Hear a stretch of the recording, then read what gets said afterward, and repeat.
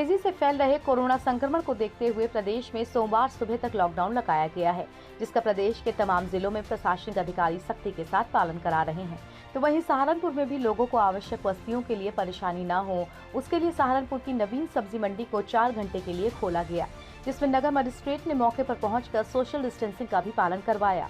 सब्जी मंडी को सुबह 5 से 9 बजे तक के लिए खोलने के आदेश दिए गए हैं, जिसके बाद मौके पर मौजूद पुलिस कर्मचारियों ने 9 बजते ही मंडी को बंद भी करा दिया। जिला प्रशासनिक अधिकारियों का कहना है कि लॉकडाउन का सख्ती के साथ पालन कराया जाए ताकि तेजी से फैल रहे कोरोना की चेन को तोड़ा जा सके। आप खुद देख रहे हैं कि आज 3 दिन बाद दुकान बाजार खुली थी, फिर भी हम लोग सीओ साहब और इंस्पेक्टर साहब कोर्ट 5 बजे आ गया था और पूरी कोशिश कर रहा है कि कोई ऐसी स्थिति पैदा न हो। कल और सुधार किया जाएगा कि डिस्टेंसिंग का पालन किया जाए। चित्रकूट में कोविड सेंटर खो पर मरीज की मौत के बाद तीमारदारों द्वारा स्वास्थ्य कर्मियों पर हमला कर दिया गया। इसके बाद स्वास्थ्य कर्मियों ने घटना की जानकारी देते हुए प्रधानमंत्री को पत्र लिखा है। तीमारदारों के हमले के बाद स्वास्थ्य कर्मी लामबंद हो गए। पैरामेडिकल स्टाफ की एसोसिएशन ने तीमारदारों पर कैंची व चाकू से हमला करने का आरोप लगाया है। इसमें एक स्वास्थ्य कर्मी के गले में चोट आई है। स्वास्थ्य कर्मियों ने पत्र में लिखा है कि अगर समय से प्रशासन ने अस्पताल परिसर में सुरक्षा मुहैया नहीं करवाई और दोषियों के खिलाफ सख्ती के साथ कार्रवाई नहीं हुई तो हर बुरे वक्त का प्रशासन स्वयं जिम्मेदार होगा। इससे पहले भी कोविड सेंटर खो पर 23 अप्रैल को ऑक्सीजन न मिलने के कारण जमकर हंगामा हुआ था। प्रधानमंत्री नरेंद्र मोदी के संसदीय क्षेत्र वाराणसी में इन दिनों कोरोना संक्रमण का प्रकोप अपने चरम सीमा पर है, तो वहीं दूसरी तरफ त्रिस्तरीय चुनाव के परिणाम में गहमागहमी साफ दिखाई दे रही है। मतगणना के बाद परिणाम आते ही आरोप प्रत्यारोप का दौर शुरू हो गया है। इसी दौर के दौरान कुछ बातों पर फिर से मतों की गिनती करवाई जा रही है। आरोपों के बीच मौके पर पहुंचे वरिष्ठ पुलिस अधीक्षक ग्रामीण अमित वर्मा ने बताया कि सुरक्षा के पुख्ता इंतजाम किए गए हैं, किसी भी प्रकार की कोई हेराफेरी नहीं होगी। मतगणना स्थल पर दोबारा से वोटों की मतगणना की जा रही है। मतगणना के दौरान मतगणना स्थल पर वरिष्ठ पुलिस अधीक्षक ग्रामीण अमित वर्मा और क्षेत्राधिकारी सदर अभिषेक पांडे मौजूद रहे। किसी वार्ड में बहुत कम वोट से हार जीत हुई है, तो उस लोगों को आपत्ति है कि उसकी रिकाउंटिंग कराई जाए। प्रशासन ने निर्णय लिया है कि नहीं, रिकाउंटिंग करा दी जाए। रिकाउंटिंग हो रहा है। दूसरे में किसी में ये है कि एक प्रत्याशी कह रहा है नहीं हम जीते हैं, दूसरा कह रहा है कि हम जीते हैं। हम करने में कुछ जो रिजल्ट शीट वगैरह बने थे उसमें कुछ कटपिट होने की वजह से संदेह उत्पन्न हुआ। प्रशासन ने निर्णय लिया कि नहीं, उसकी भी रिकाउंटिंग करा दिया जाए। त्रिस्तरीय चुनाव में मतगणना के बाद आए परिणामों में जीते जिला पंचायत सदस्यों को उनकी जीत का प्रमाण पत्र कलेक्ट्रेट में मुख्य विकास अधिकारी चंद्रमोहन द्वारा दिया गया। सभी को मुख्य विकास अधिकारी चंद्रमोहन गर्ग ने जीत की शुभकामनाएं दी। जिला पंचायत सदस्य के तौर पर जीते ज्यादातर प्रत्याशी समाजवादी पार्टी के हैं। बरेली में जिला पंचायत के 60 वार्डों में प्रत्याशियों ने अपना भाग आजमाया। इनमें से 28 प्रत्याशी समाजवादी पार्टी के विजयी रहे, तो वहीं भाजपा के 12 प्रत्याशियों ने अपनी जीत सुनिश्चित करवाई। सभी को मुख्य विकास अधिकारी चंद्रमोहन गर्ग ने कलेक्ट्रेट में जीत के प्रमाण पत्र देते हुए कहा, पंचायत चुनाव की संपूर्ण प्रक्रिया पूरी हो चुकी है। शासन और कोर्ट की गाइडलाइंस के मुताबिक ही आगे की प्रक्रिया अपनाई जा रही है। देश में बढ़ते कोरोना संक्रमण को लेकर अयोध्या में संत डॉक्टर रामविलास दास वेदांती ने प्रदेश सरकार से लॉकडाउन लगाए जाने की मांग की है। उत्तर प्रदेश सहित अयोध्या जनपद में महामारी की संख्या बढ़ने के साथ ही मृत्यु की संख्या भी तेजी के साथ बढ़ती जा रही है। रामविलास वेदांती ने कहा कि प्रदेश में मुख्यमंत्री योगी आदित्यनाथ ने प्रदेश के लोगों से अपील की है कि लोग घरों में रहें, सड़कों पर ना निकलें, आवश्यक कार्य के लिए ही बाहर जाएं, लेकिन प्रदेश की जनता सरकार की इस बात को नहीं मान रही है। इसीलिए संपूर्ण लॉकडाउन लगाने की जरूरत अब प्रदेश में है। वेदांती ने कहा कि अगर प्रदेश सरकार जनता के बचाव के लिए उपयोगी उपाय कर रही है तो जनता को भी अपना व्यवहारिक परिचय देते हुए सरकार का साथ देना चाहिए ताकि कोरोना संक्रमण की चेन को तोड़ा जा सके। हमारे मुख्यमंत्री योगी आदित्यनाथ जी ने उत्तर प्रदेश के लोगों से बार बार ये प्रार्थना किया कि आप लोग घरों में रहिए, सड़कों में न निकलिए, जब कोई विशेष काम हो तभी आप बाज़ार में निकलें, मास्क लगा के निकलें।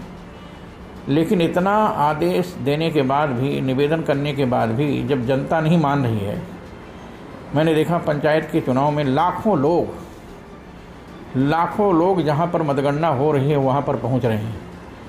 योगी जी ने तो कहा नहीं जनता से कि तुम लाखों लोग वहाँ आओ, केवल प्रत्याशी को और केवल मतगणना करने वाले लोगों को ही बुलाया गया था।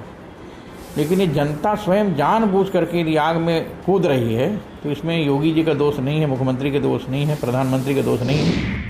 पश्चिम बंगाल में चुनावी मतगणना के बाद टीएमसी के कार्यकर्ताओं द्वारा की गई हिंसा के विरोध में अयोध्या में तपस्वी छावनी के महंत परमहंस दास ने 1 दिवसीय उपवास रख सत्याग्रह कर राष्ट्रपति से बंगाल में घुसपैठिए और रोहिंग्या की नागरिकता समाप्त करने के साथ चुनाव रद्द कराने की मांग की है। दरअसल पश्चिम बंगाल में ममता बनर्जी के चुनाव जीतते ही अन्य वोटरों के घर जला दिए गए और हिंसा के माध्यम से एक भय का माहौल पैदा किया गया है। ये एक सोची समझी साजिश के तहत हुआ है ताकि भविष्य में कोई दूसरी पार्टी का प्रचार न कर सके। इसी तरह लोकतंत्र की हत्या की जा रही है, जबकि संविधान सबके लिए बराबर है। संत ने कहा कि वो राष्ट्रपति से पश्चिम बंगाल में राष्ट्रपति शासन लगाने की मांग करते हैं, इसीलिए उन्होंने हिंसा के विरोध में उपवास रखा है।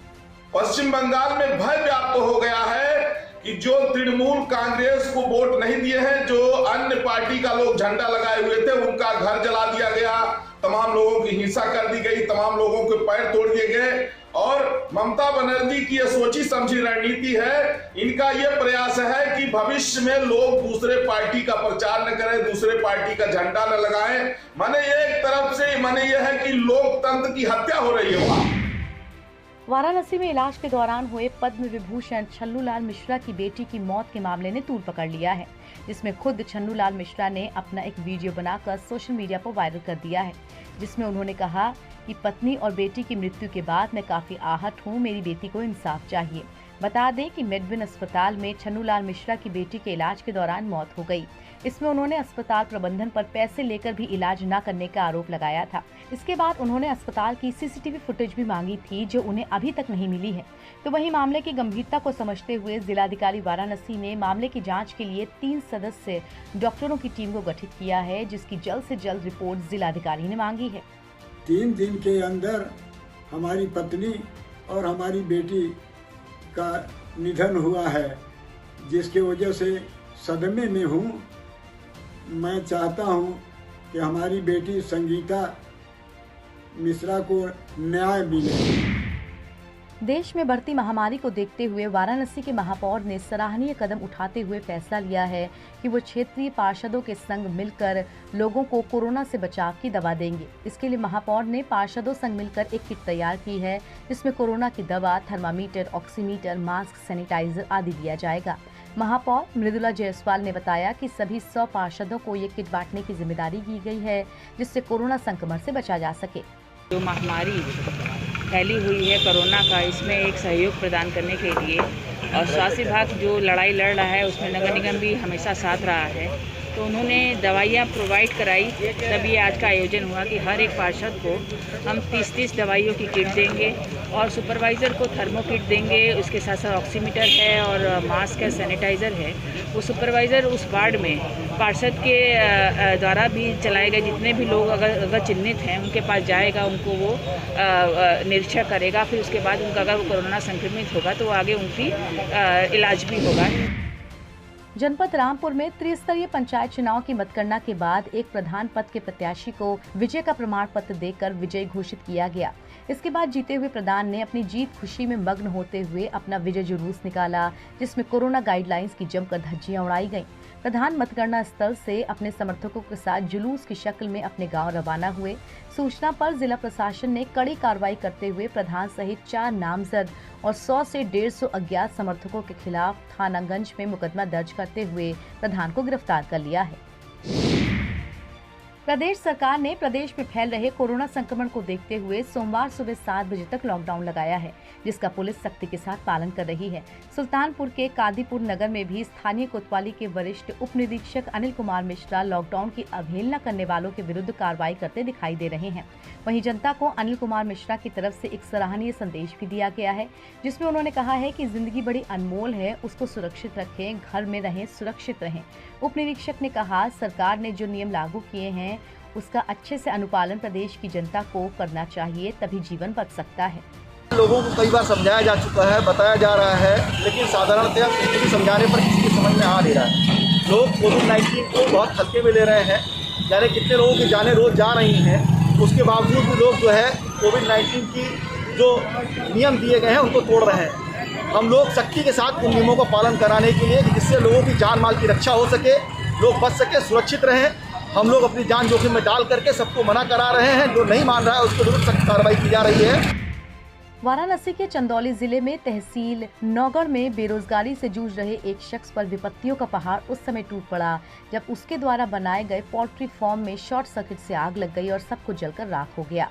बता दें कि मंजगाई गांव में उदयनाथ सिंह द्वारा पोल्ट्री फार्म बनाया गया था, जिसमें देर रात धुआं उठने लगा तो ग्रामीण मदद के लिए आगे आए, लेकिन आग पर काबू नहीं पा सके। कड़ी मेहनत और घंटों की मशक्कत के बाद स्थानीय निवासी गांव वालों ने आग पर बमुश्किल काबू पाया, लेकिन कुछ भी बचाने में असफल रहे। पोल्ट्री फार्म का सामान जलकर राख हो गया था। उदयनाथ ने बताया कि पोल्ट्री फार्म में चूजों के अलावा उनके लिए रखा चारा भी आग की चपेट में आ गया। उसके अलावा तमाम सामान भी जलकर राख हो गया। अगर फायर ब्रिगेड समय से पहुंची होती तो शायद कुछ बच जाता। वाराणसी के चंदौली जिले के तहसील नौगढ़ में प्रधान प्रत्याशी की मौत के बाद ग्राम पंचायत में 9 मई को होने वाले चुनाव में चकाघट्टा थाने की पुलिस के द्वारा सख्ती के बाद प्रत्याशी अपने प्रचार के लिए तरह तरह के हथकंडे अपना रहे हैं। एक प्रत्याशी ने तो अपना प्रचार करने के लिए आवारा कुत्तों का उपयोग करना शुरू कर दिया है। प्रधान पद के उम्मीदवार कुत्तों पर अपने पोस्टर्स के पर्चे चिपकाकर उन्हें इधर उधर घूमने दे रहे हैं।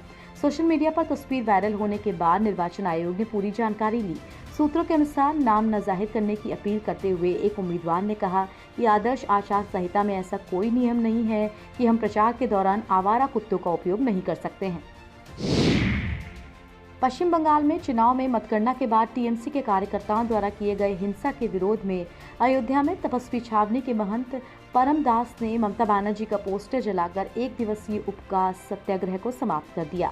उपवास समाप्त करने के बाद परमहंस दास ने पश्चिम बंगाल में निर्दोषों की हुई हिंसा के हालात पर चिंता व्यक्त करते हुए कहा कि संविधान की रक्षा के लिए पश्चिम बंगाल में राष्ट्रपति शासन लगाया जाना चाहिए। उन्होंने महामहिम राष्ट्रपति रामनाथ कोविंद से आग्रह किया कि दोषियों के ऊपर सख्त से सख्त कार्रवाई की जाए और पीड़ितों को न्याय दिया जाए।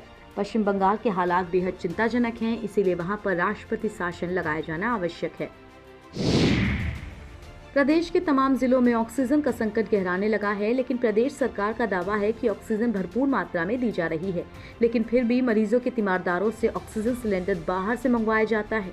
सहारनपुर में भी ऑक्सीजन की किल्लत ना हो, उसी को देखते हुए सहारनपुर प्रशासन द्वारा शेखुल हिंद मौलाना मेडिकल कॉलेज में ऑक्सीजन का प्लांट लगाया गया है। इससे एक बार में लगभग 50 सिलेंडर ऑक्सीजन प्राप्त होती रहेगी। तो वहीं प्रशासन लगातार प्रयास कर रहा है कि प्लांट में ऑक्सीजन की मात्रा को कैसे बढ़ाया जाए। कोरोना वायरस के बढ़ते मरीजों के बीच बढ़ रही मांग को देखते हुए रेमडेसिविर इंजेक्शन की पूर्ति अब सिटी मजिस्ट्रेट कोर्ट से होगी। इसके लिए सिटी मजिस्ट्रेट कोर्ट ने पूरी व्यवस्था कर दी है। यहाँ रेमडेसिविर इंजेक्शन आसानी से मरीजों को उपलब्ध होगा।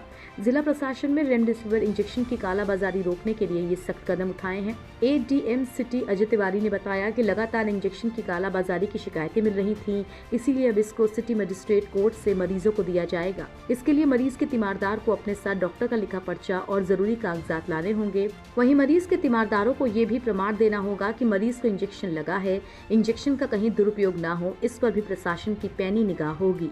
रेमडेसिविर की हम सभी जानते हैं एक बहुत महत्वपूर्ण इंजेक्शन है, जिसकी हमें कोरोना से पॉजिटिव पेशेंट्स की जल्दी लगना बहुत ज़रूरी है। लेकिन चूंकि रेमडेसिविर अवेलेबल नहीं हो पा रहा था मार्केट में और मरीज़ परेशान हो रहे थे, तो इसलिए सरकार की एक बहुत अच्छी मुहिम है, जिससे कि जो मरीज़ हमारे निजी चिकित्सालय में भी जो भर्ती हैं उनको भी हम ये बात मुहैया करा सकें। जैसे हम जान रहे हैं कि कम होने के कारण मार्केट में काफ़ी ऊंचे दामों पे या गलत पैसे पे भी मरीजों को मिल रहा था, तो मरीज़ काफ़ी परेशान हो रहे थे। इसलिए सरकार की ये मुहिम है कि एक जो कंट्रोल्ड रेट्स हैं उस कंट्रोल रेट्स पे हम दें, और ये जो पैसा है ये रेड क्रॉस सोसाइटी के नाम से रसीद कट रही है और उन्हीं के पैसा रेड क्रॉस में जाएगा। फाइनली रेड क्रॉस वाले कॉरपोरेशन को जमा कर देंगे।